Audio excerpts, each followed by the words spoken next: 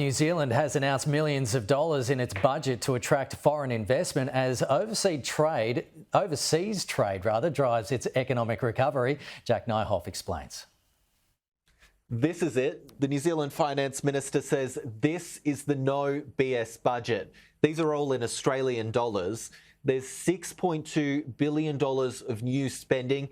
Now that's made up of $4.8 billion from cuts and reprioritisation.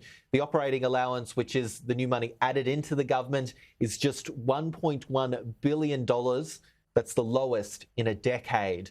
There's a huge push to attract foreign investment with a tax incentive for businesses to invest in assets like machinery and equipment. The government expects this could lift GDP by 1% and wages by 1.5%.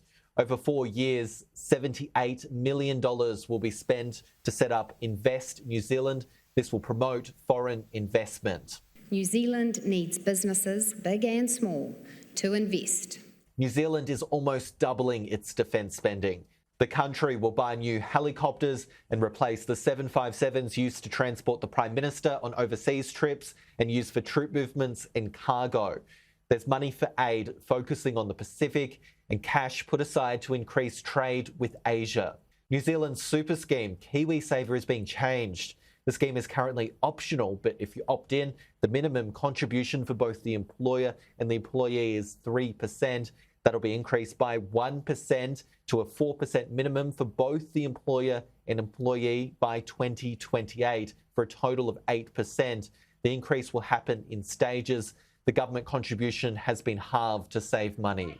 Cuts to the pay equity scheme helped fund this budget by providing $11 billion in savings over the forecast period. They raised the scheme's eligibility.